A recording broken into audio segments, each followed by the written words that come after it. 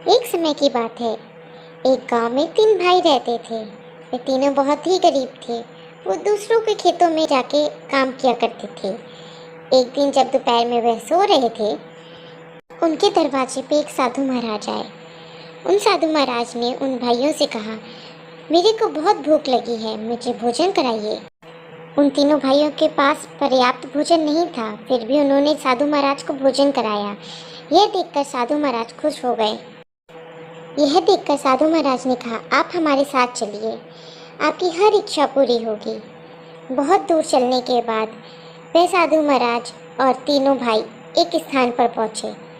साधु महाराज ने बड़े भाई से बोला, बोलो बेटा, तुम्हें क्या चाहिए? बड़े भाई ने कहा, साधु महाराज, मेरे को इतनी खेती दे दीजिए कि मेरे को कभी अनाज की कमी महसूस ना हो। साधु महाराज ने कुछ पानी की छींटे धरती पे डाल दी और बोला, ये लो। और वो बाकी 2 भाइयों के साथ आगे चल दिए। एक स्थान पर रुककर उनने बीच वाले भाई से पूछा, तुम्हें क्या चाहिए? उसने बोला, मुझे बहुत सारी भेड़ें चाहिए जिससे मैं भेड़ों का व्यापार कर सकूं। और फिर छोटे भाई के साथ आगे चल दिए। आगे चल के एक स्थान पर रुककर उनने छोटे भाई से पूछा, बेटा तुम्हें क्या चाहिए? उसने बोला, मुझे बहुत बड़ा बगीचा चाहिए फूलों का व्यापार करने के लिए। साधु महाराज ने उसे वो भी दे दिया और वह कहीं दूर चले गए।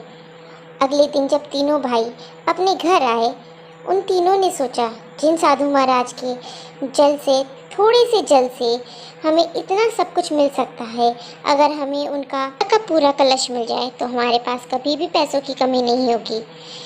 उन तीनों के मन में लालच आ गया। लालच के चलते उन तीनों ने उन साधु महाराज को ढूंढने की बहुत कोशिश की, दिन रात एक कर दिए, पर वे साधु महाराज कहीं नहीं मिले। थक हार के वे घर को लौट आए। घर आके उन्होंने देखा उनकी खेती पूरी की पूरी सूख गई थी, उनकी भेड़ें मर चुकी थीं और उनके बगीचे, फूल सब सूख गए थे। तब उन तीनों को एहसास हुआ कि हमें लालच नहीं करना चाहिए था। हमें जितना मिला था, हमें उतने में खुश रहना चाहिए था। इस कहानी से हमें यह शिक्षा मिलती है कि जो है जितना है उतने में खुश रहना चाहिए, क्योंकि ज़रूरत से ज़्यादा रोशनी भी इंसान को अंधा बना देती है। Hope you like this video. Subscribe for more videos. Thank you.